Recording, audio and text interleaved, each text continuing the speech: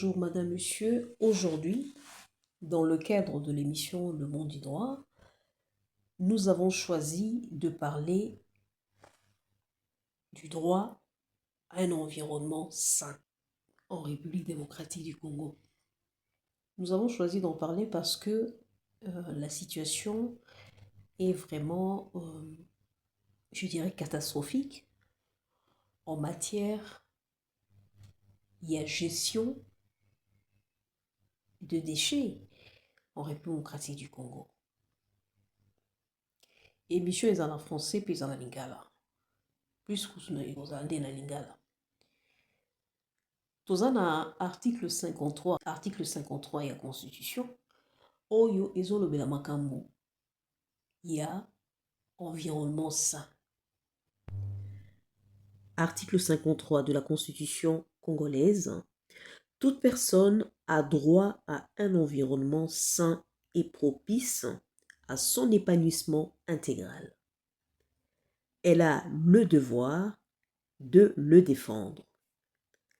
L'État veille à la protection de l'environnement et à la santé des populations. Environnement sain ezali droit ya moto na moto.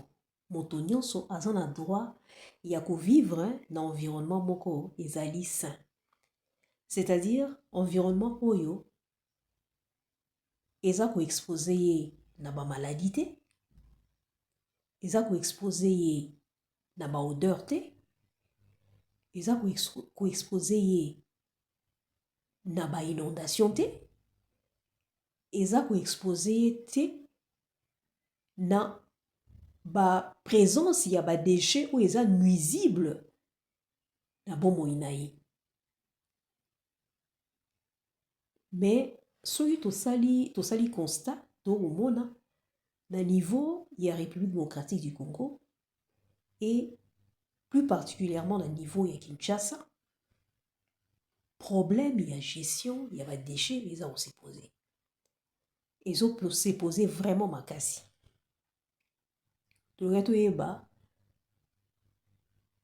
Pourquoi question on a l'impression que solution nango ezo tardé pour nakoya.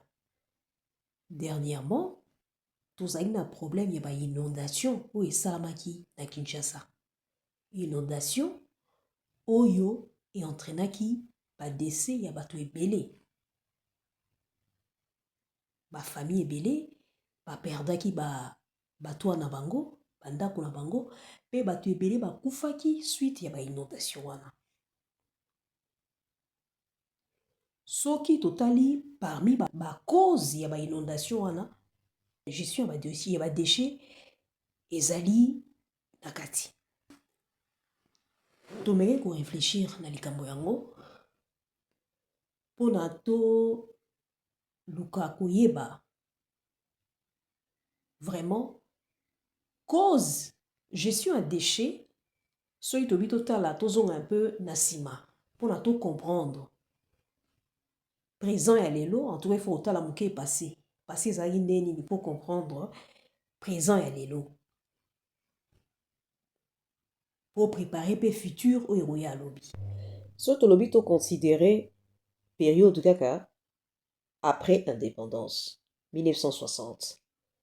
Léopoldville, la capitale, Kinshasa la belle, période wana ti 1900 des années 70, 70, Tomati les années 80, les années 90.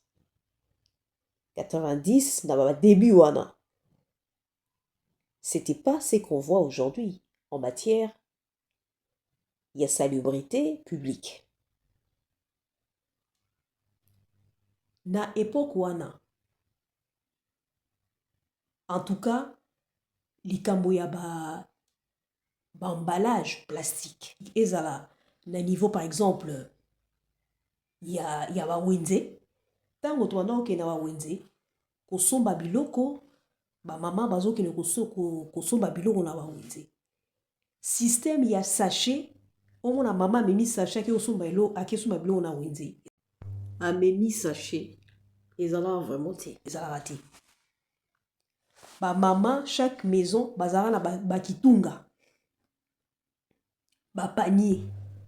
Ba kitunga yango ezalaki ba kitunga moko, soit basali yango na ba paille, soit basali yango na ba bambou, soit basali yango na raffia. C'est-à-dire basali yango na ba matière moko eza naturelle. Ba matière oyo eko poser problème te soki kitunga lelo e baby. Pona ko éliminer ba déchets oyo eza issu na kitunga wana. Donc c'est-à-dire ezalaki kitunga oyo eko umela ako utiliser yango lelo.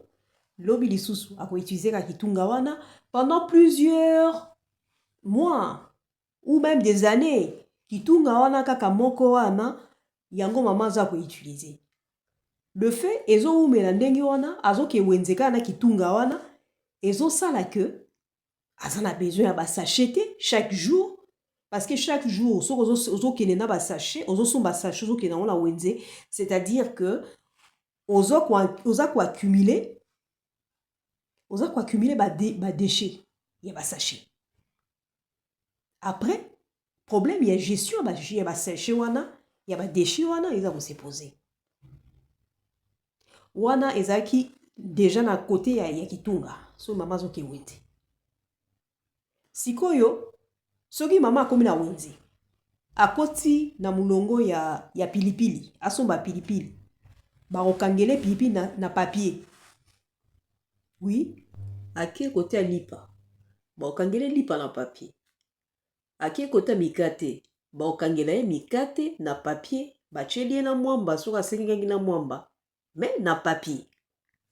Aokota asomba peut-être kwanga. Aokuta kwanga eza déjà bambalango déjà très bien. Na makasa kwanga. Makasa kwanga c'est très bien. Emballage ya bien yango wana. Parce que eza emballage moko eza naturel. Eza biodégradable. Ekobebisa mabele te. Ayokuta kwanga déjà as bambalango na makasa kwanga. Lina so malemba. Akoti na mulunga malemba bambalango bien. Na makasa. Wana bambalage mo traditionnel il faut to zongela yango. To encourager kutu yango. Et puis ezalaki même accueillir ceux qui peut-être en a besoin à somba ou bien enfin poisson moko basi bakalinga yango ou bien nourriture mo déjà préparée des Thomson par exemple basi bakalinga ou bien poisson ou bien soso ba misuku banaye ko ambalango pe na bambalela pe na likasa ba pesi yo kwanga na Thomson ba ambala na likasa zara ndenge wana likasa naturel. Mais les lots sont ba Thomson, ce n'est plus le cas. Ba ochelo on a nini? Ba ochelo on a sachet. Ezala même bikaya bu ba kalinga ngo bien. Ba cheli mwa pilipili likolo, ba chela on a ikasa. Omemi yango epa na yo, komi na ndako sa nini? Ofungoli yango. Olie kwanga na likaya bu na yo. Après, aussi ici, oza na difficulté te à faire disparaître emballage, emballage moko naturel. Et outil na feuillage naturel. Donc, so oza na bilanga pa na yo, ozo emballage wana, o boaki yango na kati ya bilanga na yo, et comme fumier, et ko permettre que, et koti na sa mabele, que bilanga na yo, ezala susu, et produire plus. Contrairement, na sachet, so ba tilo na sachet, ozo ina na ndako, sisi olia, il faut luka solution à sachet wana. So o boaki wana mabele, et koti na sa mabele, bebisi mabele. Et tike na surface, et redisparaître les lotés. Zara ndenge wana, likasa naturel. Mais les lots sont que sur ma Thomson, ce n'est plus le cas. Ok, ko somba lipa sachet. Okoti na mungwa sachet. Okoti na mafuta sachet. Okoti na boye sachet. Mafuta na époque, ok, osoma mafuta en sachet te, omemi bidon na yo. Okome pa mwasi ya mafuta, acheli yo mafuta na kati ya bidon na yo, ozongi na ndako. bidon wana lobi mafuta esi na ndako boko ya kaka na bidon na bino moko wana bosombi suka mafuta na bidon na bino wana sachet na mafuta ezalaka te. Ce qui permettait gestion ya badéchet ezala mokie. To accumuler badéchet te ezalaka ndenge wana. Sachet ou bouteille moko ya vide ou ya ezalaki ya jus, bouteille ya plastique ya jus ou bien mai ya plastique ou ya ba usage unique wana bazwi yango batieli yo mafuta na kati. Pona likambo oyo ezopose sous problème makasi lelo, likambo ya ba bouteille plastique soki na Kinshasa lelo okomona ozotambola na banzela boye na banzela ozomona bato bazoteka baexpose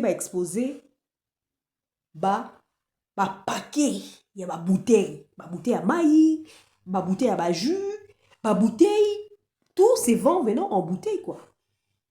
Bouteille en plastique, je veux dire. Moto osomba mai na bouteille à plastique et puis après il faut asisi omela mai ensani aza nzela bisika ya kobwaka eloko bouteille outi ko utiliser ezate. Il y a pas de poubelle, ba poubelle publique ezate ensani ni abwaka na nzela. Soki aza na conscience, c'est sûr aza conscientisé te akobwaka yango na nzela. Otayi na bakaniveau komona bakaniveau eza plein na ba plastique. Ba plastique ya ba jus, ya ba mai, ba bouteille ya mai et tout et tout. Les gens ne savent pas wapi bisika nini bakotia yango. Oui, botie ba poubelle na banzela pona bato batia biloko. Otala siko gestion ma poubelle yango ndenge ezali. Botie poubelle ya moke o ezo permettre te gestion ya ba déchets ya ba nombre ya ba biton baza côté wana. O baza utiliser poubelle wana, o baza susceptible ya ko utiliser poubelle wana. Le problème so otali problème ango ya ba déchets na Kinshasa, on dirait on veut régler les problèmes en fait en tenant compte d'un niveau à sommet, c'est-à-dire il y a province. C'est très difficile. Il y a rozwali kambango, problème ango na niveau à province, ko régler ango na niveau à province. Non. Il faut qu'on règle le problème à niveau il y a base. Par base, je veux dire, na niveau à chaque lupangu, na niveau il y a chaque rue, na niveau il y a chaque quartier, na niveau il y a chaque commune.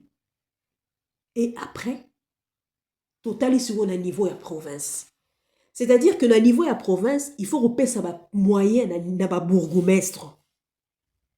Chaque bourgmestre y a commune, il faut repérer ça y moyen pour à gérer ba déchets à commune na yé. Et bourgmestre a pessi moyen na chaque chef ya quartier pour la gestion y a ba déchets na niveau ya quartier na yé. Et chef ya quartier a pessi moyen na ba chef ya ba rue na ba chef ya ba avenue pour la gestion y a ba déchets y a ba avenue pe ya ba rue na bango. Donc derrière il y a toute une organisation qui doit se mettre en place pour la gestion à déchets et seulement de manière programmée, de manière efficace. C'est-à-dire que il y a des formations à suivre, il y a des engins à mettre à disposition, il y a le budget à débloquer aussi, il y a tout ça qui doit être planifié pour la gestion à déchets salama à la base. Donc depuis la rue jusque et matin à niveau à province et seulement ça va commencer à partir de la rue. Ceux qui n'ont rue déjà bandi et komatati à niveau à province. Voilà dans un ba mingi vraiment ba gestion à déchets na niveau ya ba famille, il y a ba parcelle. Mais ils appellent na catégorie mosusu il y a gestion il y a déchets. Gestion il y a déchets, il y a espace public.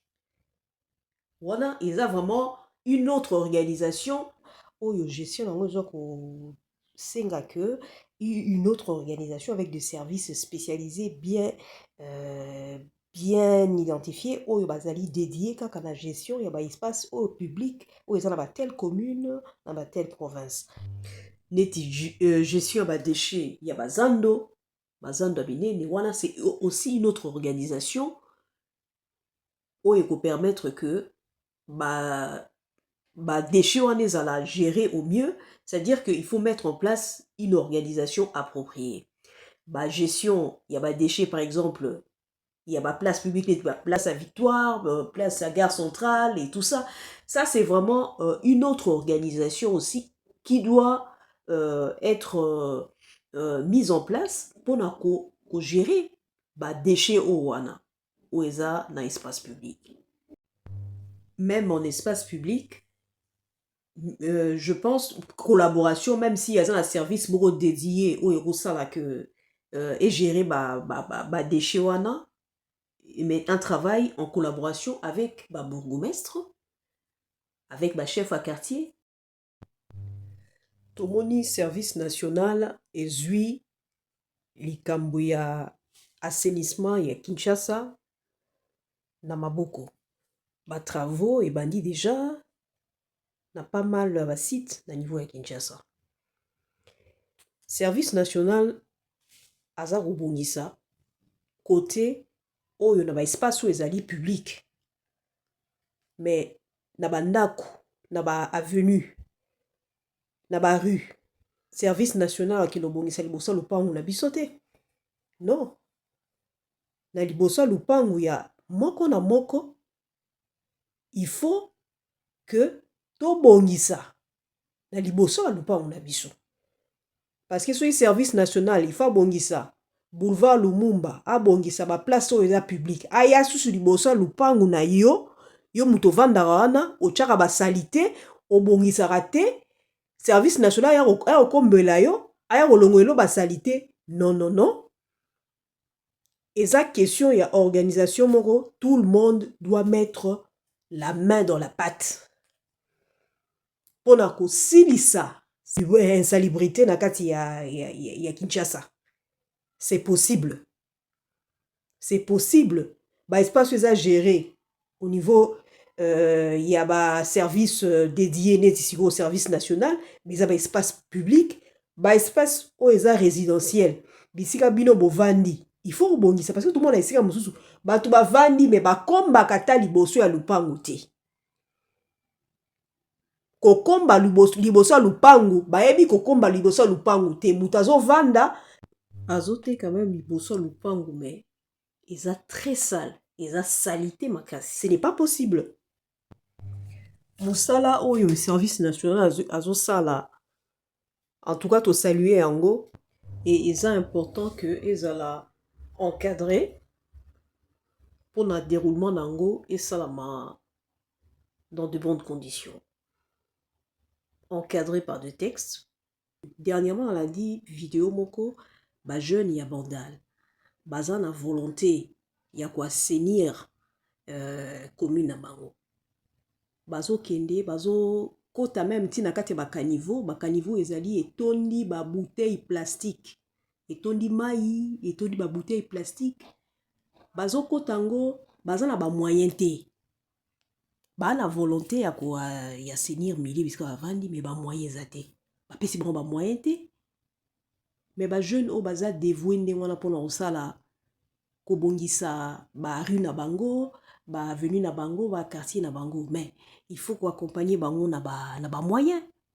Bazana ba moyen te, baza ko se plaindre ba na ba moyen te, bazo lorota ba bouteille plastique et tondi et vendu pendant un certain temps il y a moulay na kati ya ma yo eza bouger donc eza sûrement tondi na ba microbe mais bazo zwa yango na maboko babimisa yango ba tia yango libanda ya caniveau bazana ba moyen te.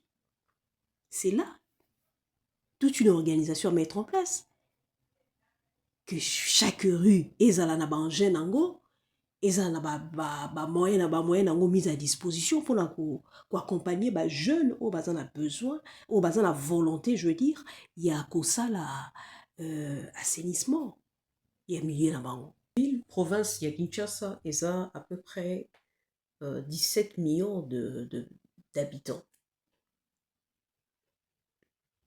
17 millions ou plus. Si quoi 17 millions d'habitants, ce qui gestion de déchets à 17 millions d'habitants, et ça centralisé, c'est très difficile quand même. C'est mieux de dispatcher d'un niveau bas. Il y a ma commune, que chaque commune a géré déchets naïs de manière efficace, avec de moyens efficaces à l'appui. D'un niveau à province, supervision, à pessi ba moyen na ba bourgmestre et chaque commune bourgmestre a géré ba déchets issus na commune naïe et bourgmestre a pessi ba moyen dans chaque quartier tu as dit que il y a tel nombre il y a ba véhicules destinés car na quartier wana pour évacuer ba salité ba immondice et à un temps régulièrement un temps record régulièrement kotik pour ba immondice etik à la tête temps molai et commis ça solo et commis banzizi ba commis na nini et jour même maladie, c'est-à-dire que ça na ba camion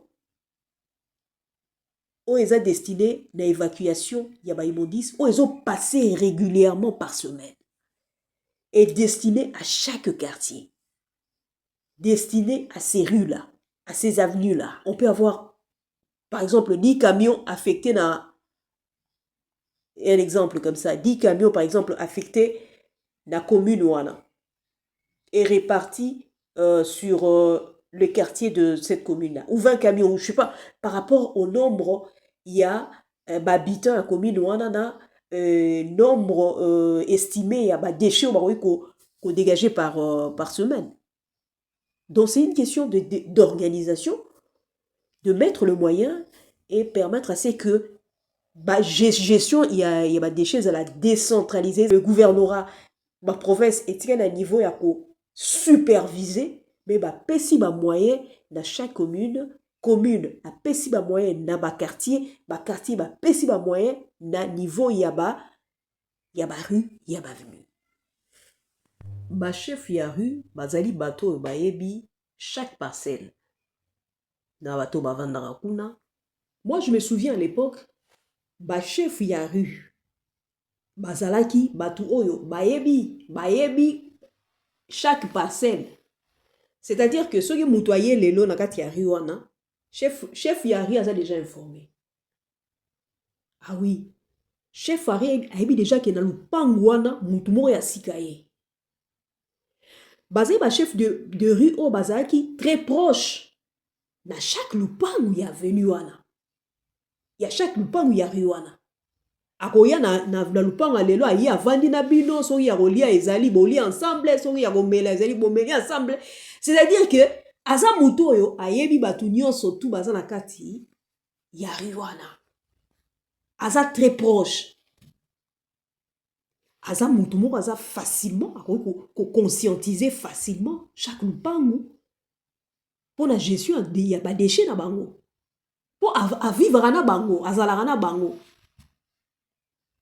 Donc c'est beaucoup plus facile naïe koyebisa bango que non ba déchets to sala ngo boye to ko boaka ngo boye ko éliminer ngo par tel moyen et ça beaucoup plus facile naïe ko benga batu na salongo po yemo azana na rue wana lelo yemo et pas na yemo abandi déjà salongo. Moi je me souviens à l'époque ba chef Ari na biso abanda ko azara na siffler. Ce jour à salongo, siffler bandi déjà. Bola muka, salongo lelo, tongo. Azo beta siffler. Batu nyonso bazo bima. Batu bako bima pourquoi? Parce que ba yebiye. A expliquer ba intérêt ya nini pour niko sala. kosala salongo po ani kokombola liboso ya lupango na ye po ani chaque mutu fa kombola liboso ya lupango na ye. Et puis ezaki de façon tout à fait naturelle que les gens le faisaient. Ezaki kutu que pesa mutu amande te, ba forcer mutu te. Soki yo bandi kosala salongo lelo sikoyo olamuki yo bandi kosala salongo na yo, et ben voisin na yo amoni ke yo so tomboli badal o ezali liboso na yo pona o ezali liboso lupango na yo po olongola basalite eza na kati ya baterasi bakaniveau. Non mais voisin na otanga azolamuka azolanda pe kaka lokolo wana parce que kutu eza mutu na mutu ezo gêner mutu na mutu. À l'époque c'était comme ça, ezo gêner mutu na mutu que voisin asali salongo liboso na ye liboso ne komi propre et pas na ngai eza na salité. Donc de manière tout à fait naturelle sans que ba forcer mutu chaque lupango bazolamuka bandi osala bandi otombola badal bakomo curé bakaniveau. Après avoir curé bakaniveau bakopanza babiloko nyonso basalite nyonso ebimi na kati ya bakaniveau balongoli oyo nyonso ezalaki immondice nyonso ezalaki na kati et puis bakoelimine yango soit bakotumba yango soit bakosala nini mais ekotikala te etikala parce que so atiki yango pembeni wana pembeni ya bakaniveau mbula ebeti ekozonga suna kati ya bakaniveau. Alors on n'aura rien fait du tout. Mais ezaki de façon esengomoko boye. C'était aussi une occasion pour se retrouver entre voisins,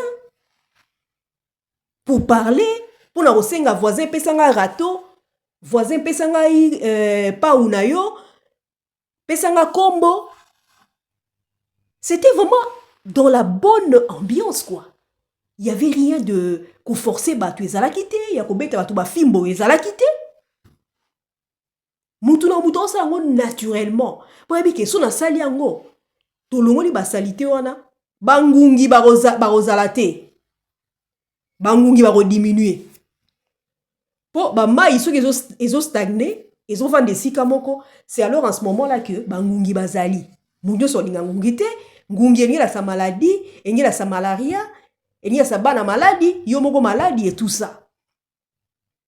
Donc, de manière tout à fait naturelle, les gens le faisaient. Batubadon lingaba vivre un environnement moya propre. Moi, je me souviens à l'époque là, Bandal, ezaki très propre. Kolamukana tongo. Moi, des fois, dans ta image, moi je me dis, mais ndengeni ni batu baroye ko vanda liboso a lupangu na bango eza salité boye ba vandi na bango. Bon, trouvant tout à fait normal, bazote ka côté ya biloko ya salité, ce n'est pas normal. Eza normal te. Ovani esika tout autour na yo eza salité ozo lamuka, o lamuki na yo, o lambi biloko kolamba, soko kolamba, o lie na yo, ozo tout vraiment normal, eza normal te. Moi je me souviens que à l'époque, tout le monde s'est réveillé le matin et là quand moi si nyonso mobali nyonso lupango nyonso baola muka na kombo. O kombi lupangu na yo et puis o kombi liboso ya lupangu. Afrique, ils ont ba sala interdiction. Ba bazaki na ba possibilité on a ba jardin en face, tina na ba jardin en face wana o kombi. Ezaki de façon tout à fait naturelle et au moment à chaque lupangu ba o sala ndenge wana. Alors avenue, rue eza propre. Ezaki na ba bouteille ezo telengana banzela te. Ba bouteille ezalaki ba bouteille en verre. Pour trouver solution na ba bouteille en plastique ezo telengana banzela ya Kinshasa. Na ropesa na rolobela ngo sima. Mais à l'époque, ezaki ba bouteille en verre. Sucré, okei, au sombi sucré na bouteille na yo. Oye na bouteille na yo pesi, ba pesi yo sucré ozongi na ndako. O panza bouteille ya mulangi te. O panza mulangi ya verte. O garde yango. Parce que soki baby a même likolo, ok, li susu po sombela ngo, ba ondima ngo te. Et les gens gardaient ça jalousement. Jusqu'aujourd'hui, il y en a encore. Mais Il y a beaucoup plus de plastique. Et comme il y a jumeau, il y a plastique boé. Qu'est-ce que le gouvernement doit faire face à ces problèmes-là? Il faut plutôt revenir dans ma bouteille en verre. Il faut promouvoir la création de usine où ils ont produire plus ma bouteille en verre. Ça ne sert à rien d'importer ou bien de produire des bouteilles en plastique, sucré, jus en plastique. Après, vous ne savez pas comment vous allez gérer ces bouteilles-là, ces plastiques-là. Il faut interdire, solution, il faut, gouvernement, il faut interdire entrée, utilisation de l'emballage plastique. Il y a des bouteilles plastiques, il y a des sachets. Il faut interdiction de manière formelle. Ils ont des pays, ils ont des Afrique, ils ont des pays en Afrique, ça interdiction. Et ça marche très bien. Dès que comme à niveau aéroport, il y a valise na yo. So ozana ba plastique ou bien na ba nini et ko tikala na aéroport au kota na ngote. Pourquoi nous on peut pas faire ça? Pourquoi toujours qu'on résoudre les cambos? Ceux qui les cambos c'est commis déjà. Donc comme il y a un problème avec la gestion, il y a ba plastique. Tu es bien dengi na sala na ngote. C'est bien d'avoir des plastiques ceux qui besoin de capacité, il y a qu'à gérer en ngote. C'est vrai que ceux qui ont un système, il y a qu'à récupérer ma bouteille en plastique, ils ont très bien organisé et que vous avez la capacité. Ils ont un pays, ça la rango, bazo récupérer ma bouteille wana et puis recycler yango et on rentabilise ça.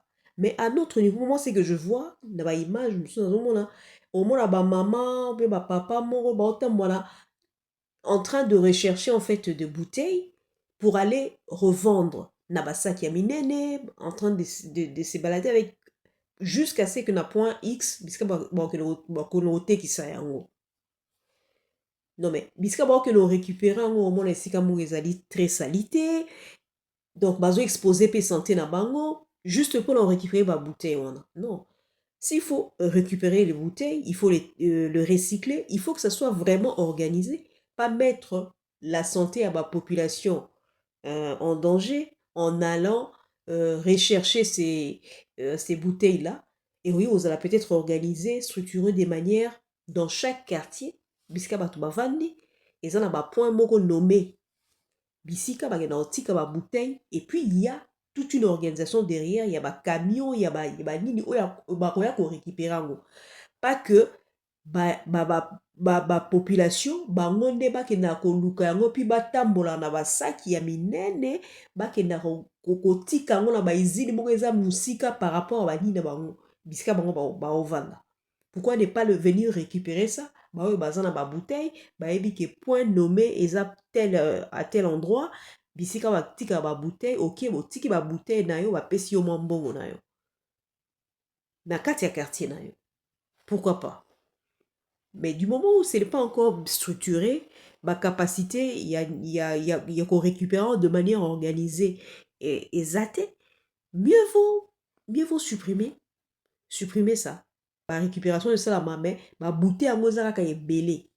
Et zaraka est belé, ça continue toujours à polluer les rivières, à bloquer les caniveaux et tout ça. Donc on ne sait pas gérer ça en fait. Ba bouteille en plastique, tu as la capacité d'en goûter, ba sachet, tu as la capacité d'en goûter. Il faut plutôt revenir dans ba papier, emballage papier. Pour emballage papier, ils sont biodégradables. Les lots ont utilisé papier comme à l'époque. Ok, au somba mikate ba kangelo na papier. Ok, somba nguba ba kangelo na papier. Il faut supprimer le sachet. Il faut que zonga na ba papier. Papier lelo ato boaki on na mabele.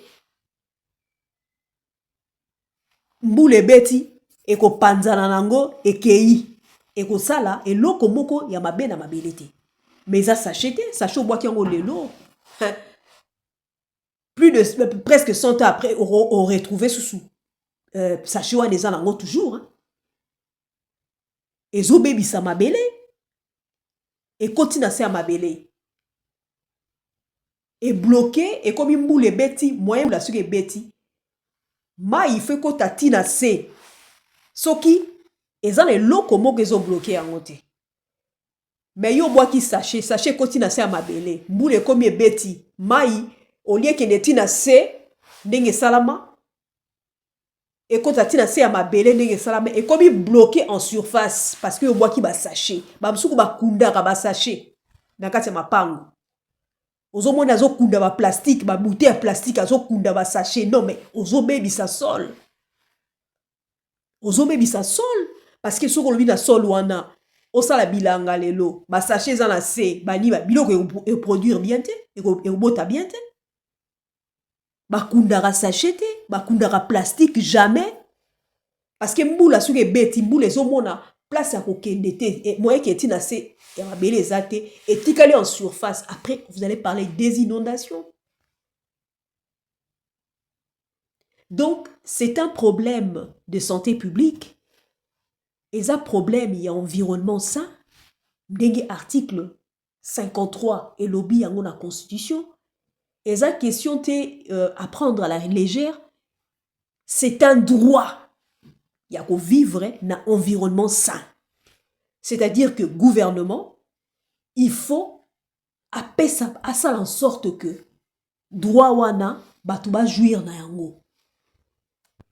Il faut interdire l'entrée en République démocratique du Congo na emballage sachet, na plastique qu'on n'arrive pas à gérer. Bato balingi basala ba emballage, ba usine ba emballage na mboka.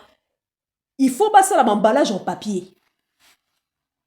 Oui, il faut passer l'emballage en papier.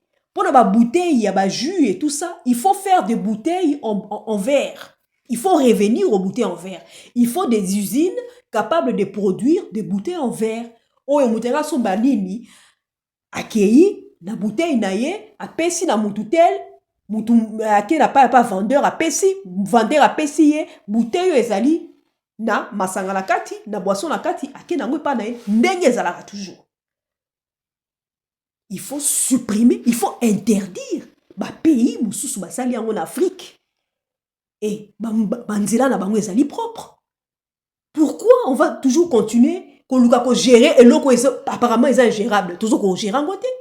Il faut supprimer ça. Bien sûr, il y a des choses opposées problème, ezali donc les opposés problème ezali plastique, ezali ba sachet et tout ça. Et puis ba sachet ya mai au monde autant moi nzela bato bazoteka ba mai na nzela na ba sachet et tout ça. Non mais on ne sait pas comment on peut autoriser mutu moko boye azotamona ba mai boyebi mai wana te soki asalaki on a ba condition nini achaki on a ba cantine nini po achango na ba sachet abadoya kotekela batu na nzela mutu moko boye trouver ka na nzela c'est un vendeur ambulant boyebi ete soka salani. Comme ça, tu achètes de l'eau et puis tu bois. Oui, puis l'eau wana et si que outité à ça là on a ba condition nini.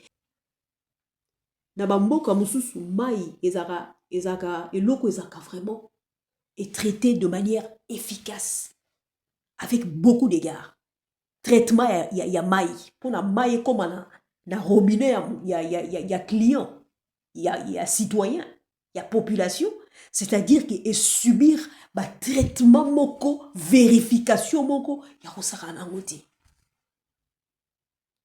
Mais on autorise batou, bazoteka mai, on ne sait pas, bien sûr, ils ont aidé bango ba vivre, mais il faut qu'ils soient encadrés. Pas n'importe qui, akou banoteka, il faut ba yebana ni azoteka mai wana. Po ateka yango achango na ba sachet eza na ba condition ni asala elaka yango. On ne peut pas se mettre à tolérer comme ça toute vente et tout ça, non. Parce que ça question la santé publique. Et ça question il y a protection il y a population. Oromela mai yango, omeli mai Et puis après, il y a sachet. Au bois qui ont au talika, et si au bois qui est poubelle les athées. À ta poubelle les poubelles la route est retourne. À bois qui a c'est voilà. Qu'est-ce qu'il faut faire? On le dit non, bon, si on va nommer la sous maïté, soit maman il peut les qui m'a cassé. Mais si, à l'époque, ils ont neni. Bah maï, bah non, t'es quoi, maï ne va s'acheter, hein? Non, jamais. Jamais, bah non, t'es quoi, maï ne va s'acheter. Bah non, t'es quoi, maï ne va s'acheter. Ezaki, ba mai bandote kango oki posa mai okomela osomba okena ba kiosque ezali na ba kiosque moko na ba peut-être okena rendez-vous moko na ba na l'hôpital ou bien na esika moko boye bobimi kuna bokuta liboso hôpital na ba kiosque moko ya propre de ba kiosque moko ya propre liboso wana moi mutu atie kiosque ne ya propre na fenêtre ya kofungwa boye et puis tout autour à Tchebaban pour nos clients vendre très propre. Tout autour là c'est bien chaque tongo a combat kayango qui toko propre. Bovani na babawana a moi ba gâteau moi ba dini mais c'est très propre et puis ba gâteau à couvrir yango ba nzinzi ezalité. Oki pour ça mai soit tu omeli sucré, soit sucré té na ba bouteille en verre. Ba soda ba bien soda on a soda maya soda omela maya soda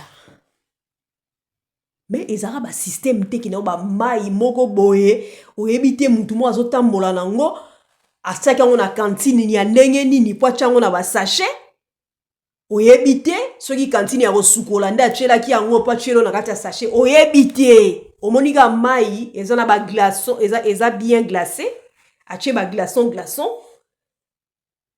omonika na moyo ya Kinshasa olobi ah non na melaka mai wana non eza question en santé publique il faut gouvernement encadrer secteur wana mutu so alinga te ateka mai il faut bayeba ye aza nani avandaka wapi aoteka mai wana eza bien encadré atekaka na secteur nini. Et pour éviter tout ça, il faut seulement qu'on interdire parce que nous avons maille après nous avons la maille en bois qu'à sachet en bois on là. Il faut interdire les sachets, il faut interdire la vente il y a maille par n'importe qui ou ils ont encadré parce que maille ezara eloko moko eza bien protégé na ba mboka mususu basara na maille. C'est-à-dire que maille peut bima na robinet na yo. Population client il faut c'est-à-dire que et subir banalise et belé pour ba que maïwana eza bien pour la population et consommer en mais bon tolérer que n'importe qui comme ça azote kamai boyebiete et koko sala écoutez il faut protéger la question de santé publique. Oui. Et puis, alors là, on va dire, alors, qu'est-ce qu'on va faire? Bah, tu vas mettre la sous maïté. Nanzela. Na moya Kinshasa. Bah, mais la sous, bah, ma bouteille, bah, interdire bouteille, bah, interdire, bah, sachet. Oui. Mais, bah, tu vas mettre la maille. Bah, tu vas mettre la maille, n'engeni. Et il appartient, il est de l'obligation. Il y a pouvoir public de faire en sorte que ba fontaine ya maï ezala dans chaque commune, dans chaque quartier, plusieurs fontaines. O ezali bien contrôlé, c'est-à-dire ba fontaine, c'est-à-dire ba robinet public. Créé dans chaque quartier, dans chaque quartier, dans chaque commune. O ero permettre que mutu so azotambola oki posa mai ake na fontaine publique atala maboko na ye asukoli maboko ameli mai et puis aleki mai wana oza sûr que mai eutaki et outi na eza bien traité eza na ba condition ya bien eza mai moko pouvoir public aza ko vérifier yango ayebi eloko nini population azomela. En tout cas, si on crée des fontaines publiques comme ça, dans plusieurs quartiers, dans plusieurs communes, dans toutes les communes, je veux dire, dans tous les quartiers, on aura déjà résolu le problème. Il y a sachet, il y a maï oyo, on aura déjà résolu ce problème-là. Problème aussi, il y a bouteille, il y a maï oyo bato basombaka babwaka na nzela. So olingo bela maï na robinet public te. Alors en ce moment-là, il faut tambola na gourde na yo. Oui, il faut tambola na gourde na yo. Il faut tambola na gourde. Parce qu'à l'époque, bana mike kutu style lo bakena na ba gourde na ba classe, hein. Ochele sucré na kati ya gourde, ochela e maïne na kati ya gourde ki classe na ngo. Bana gardienne. Oui. Même na ba mboka mususu ba tambola ba bouteille ya maï na bango na kati ya ba sac. Même na Congo, ils ont la bouteille à maï. Sans qu'ils aient la bouteille, il y a en plastique ou ils ont à usage unique. Après, il faut que boire. C'est-à-dire que, si on a besoin de la maï tout au long de la journée, il faut prévoir. C'est-à-dire, ils ont pas bilo comme sous. Il y a Mike, ou batu baroui qu'on s'habitue à on met la maï tango bimaka. On linga on met la maï. On prévoir tango zo bimana tango. Oza la bouteille na yo moko o ezali destiné pour la maï na yo ya journée. Ou bien ya maï na yo ti okoma ici ko okwende peut-être au ravitailler ngo susu. Bouteille na yo o memi yango o tiango na tongo o tie maï na yo na kati to biso bashi to mwana basaki. O tie na kati ya sac na yo. O memi yango o kenango. Tango okoma esi okoma soki esili o ravitailler yango na mai kaka na kati ya bouteille tango ozonga na ndako osukoli yango malamu eza ba bouteille à usage unique te okoki ko garder yango pendant longtemps osukoli yango très bien na mai ya moto et tout ça ossécher yango bien lobi susu utiliser yango. C'est comme ça et ko permettre gestion ya déchets au lieu osombi bouteille à plastique lelo. Lobby de somi mususu lobby kunos dans le mois tu achètes je ne sais pas moi 60 bouteilles ou 90 bouteilles ya maï. Gestion siko na yo na mutu moko 90 bouteilles. Gestion siko yo soki otali siko na 20 millions combien de personnes de population yo na Kinshasa nombre ya population na Kinshasa. Si chaque personne doit émettre 80 bouteilles à maï par mois ou 90 bouteilles à maï par mois, comment vous allez gérer tout ça? On ne peut pas gérer ça. Solution ezali, il faut interdire l'utilisation. Il y a emballage plastique, il y a bouteille en plastique, il y a sachet, tout ça. Il faut interdire tout ça. Tout ce qui n'est pas biodégradable, il faut interdire ça. Tant qu'on n'a pas de solution efficace, il y a gestion à déchets. D'autres pays qui ont des solutions efficaces, il y a gestion à déchets, ils peuvent se permettre. À notre niveau, mais à notre niveau, ça pose problème.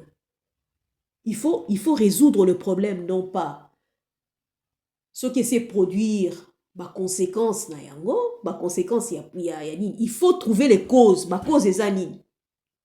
Cause des bouteilles plastiques, emballage à sachet, et tout ça. On n'arrive pas à gérer ça. Alors il faut éliminer ça. Il faut trouver d'autres alternatives. Production, il y a emballage en papier. Papier, et que bois comme malango, lelo na mabinase na mabele ko kende nango elimwe. Pour nous, gestion ya ordure ménagère, ils on s'est posé vraiment pas. Pour nous, lelo. Au sali pour nous d'ailleurs. Ata, et bois kami na mabele. Coûte ça bien, parce que au produit fumier. Et ko bota, na se mabele mboka na biso ndenge ezali. Au bois kike logo bo ezo bota nango. Donc, pour lui, ils ont posé problème. Tomates, et bois comme il a ma déchet nango, et vous posez problème.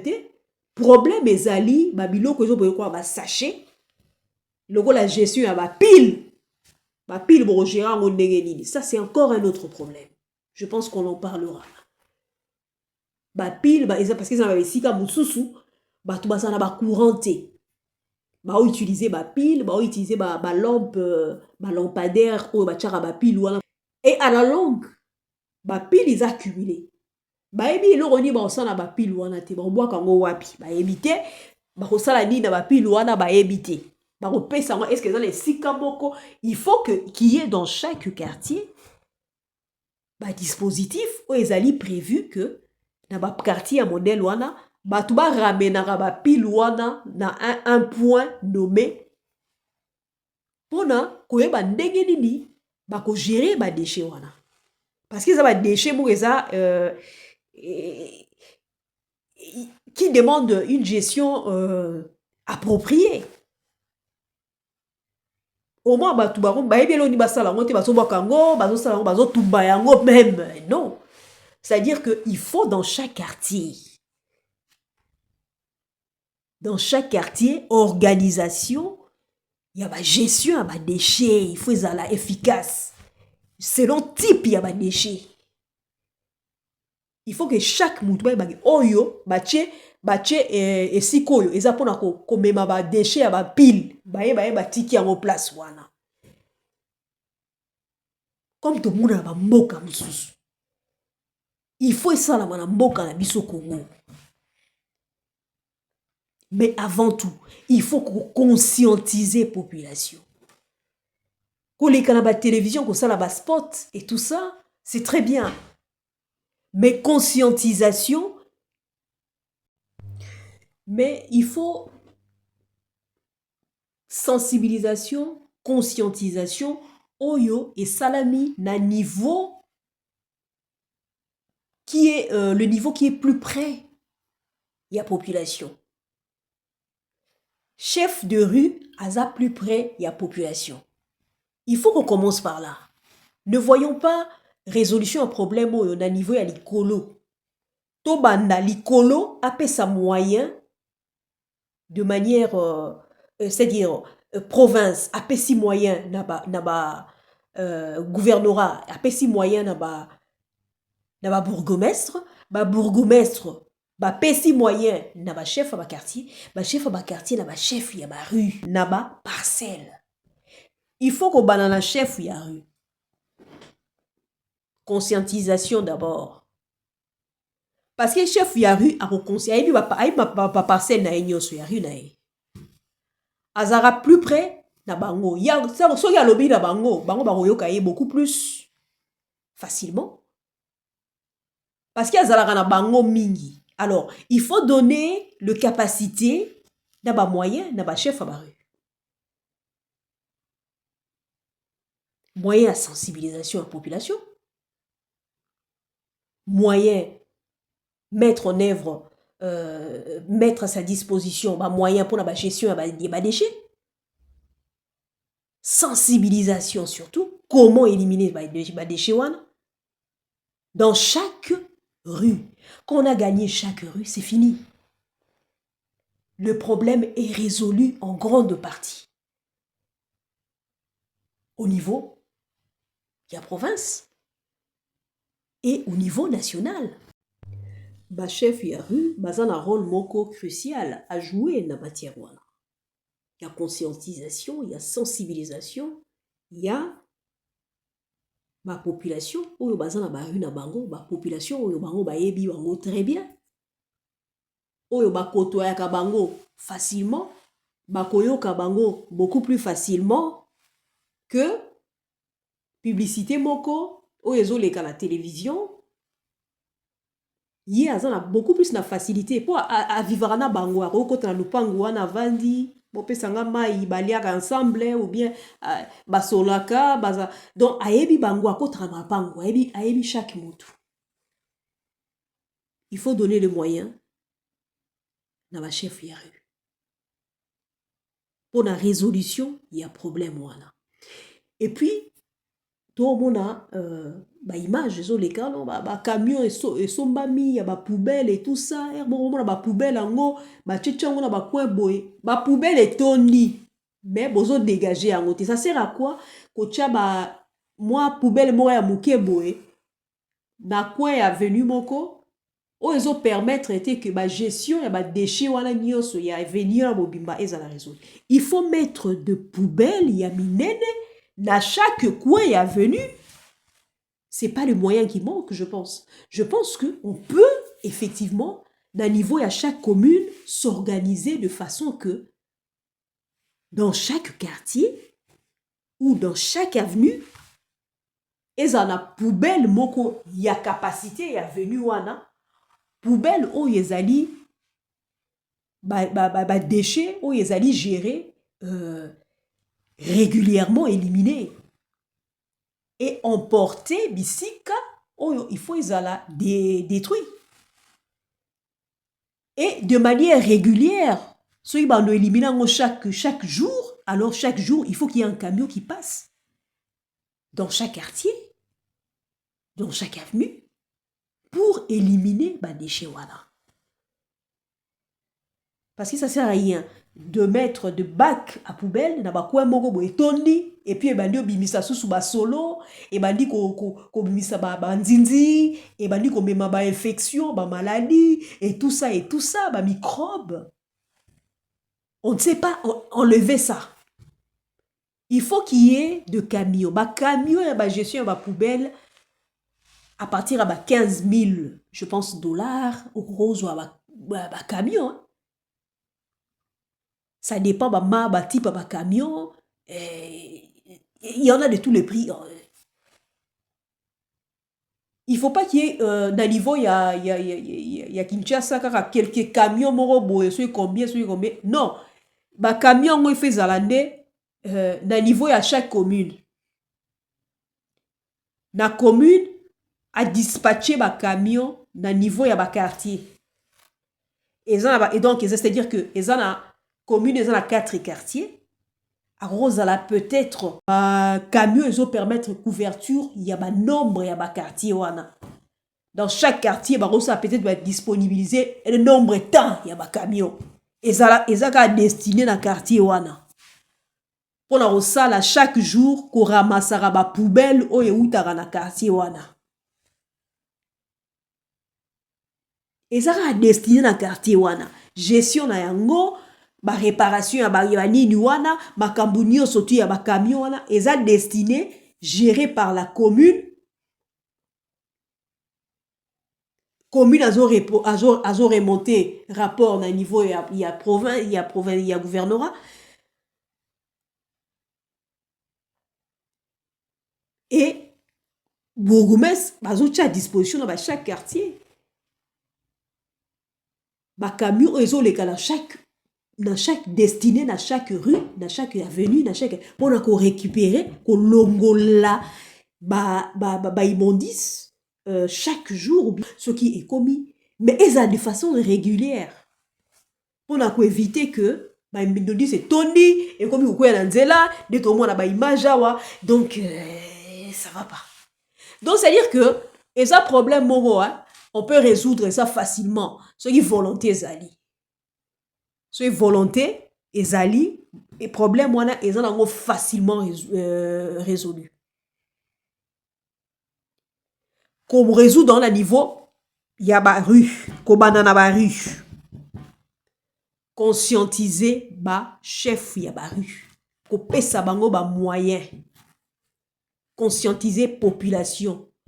Kotangisa ye déchet ndeni basala la gestion ya déchet mabe ya ko boaka sachet na nzela. Ko interdire ba sachet. Soki sachet za susu te, soko tasu na mboka te. Population utilisant ndeni. Utilisant te. Il faut soigner ba cause ya ba problème. Ya gestion ya déchet. Ba cause na ngozani. Maramba ya ba gestion ya ba maramba sachet, maramba bouteille en plastique et tout ça. Cause na ngweza suniza, éducation aussi. Éducation à la population. Éducation il faut banda déjà dès maternelle. Ko éduquer population ndenge nini à gérer ba déchets. Des mois n'attend à bannir ya aucune classe. Kolakisa ye gestion ya déchets. Pour la nini kobwaka et salité na poubelle. Kolakisa ye bisika nini poubelle ezali, pourquoi aucune kobwaka déchet tel déchet na poubelle oyo, tel déchet na poubelle oyo. Pourquoi il faut le faire? Pour protéger l'environnement ici, bato bavandi. Pour éviter la maladie. Donc c'est tout un travail de sensibilisation. Parce que les lots, on peut qu'on ça là-bas, n'ayez service national ils ont ça là-bas. Ils ont sous là-bas, venu, terminé, c'est très bien. Mais est-ce qu'on a résolu le problème? Il y a bouteille en plastique. Il y a sachet. Population suko bazo somba toujours sachet wana na bouteille wana. Obwaka ngo suko wapi? Est-ce que ba poubelle o bisika il faut pas que no obwaka ngo ezali? Est-ce qu'on a résolu le problème là? C'est ça le problème fondamental. On peut nettoyer les rues comme on veut, on peut vraiment le faire, c'est très bien, c'est encourageant, mais derrière, cause, il faut résoudre la cause des animes. Cause de la salité des animes. On n'arrive pas à gérer les déchets. Population, à conscientiser. Éducation, il y a population. Traitons vraiment les causes au lieu de traiter les effets. Voilà, madame, monsieur, pour aujourd'hui. Nous allons nous arrêter là, mais nous allons revenir encore prochainement. Pour la toujours Makambo, il y a article 53. Article 53 il y a Constitution, il y a RDC. Oh, ils ont le droit il y a qu'on vivre l'environnement moko sain. Et l'État, il faut veiller à ce que population et vivre dans un environnement moko sain et propice dans le développement intégral. Donc, ils ont droit à mutu na mutu, ya Congolais nyos. Et puis, Congolais, il faut la conscientiser. Il faut avoir conscience que au salamate, pour vivre dans esika ya salité. Pour tout le monde, normal, teka Thompson, mais à côté, salité, immondice, ezali ya ndenge na ndenge, terrasse moro ya salité, nzinzi, azo trouver yango normal. Eza normalité. Eza normalité, il faut écouter la mituna biso. Il faut des campagnes de conscientisation dans chaque rue. Batouba koleka pour conscientiser la population. Travaillons au niveau de la rue, au niveau de la quartier, au niveau de la commune pour retrouver solution wana.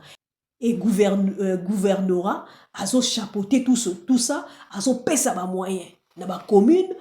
Nous arrêtons à Walelo, Torosuka à Walelo, prochainement, Torozonga pour na kolobela likambo oyo, jusqu'à ce que tolobela ngo tout le temps pour na ba ville na biso ebonga, ville ya Kinshasa, pour na mboka na biso ebonga. Oyo ki ba na ba kala Kinshasa la belle, ezonga Kinshasa la belle. Ya solo. Merci et à la prochaine.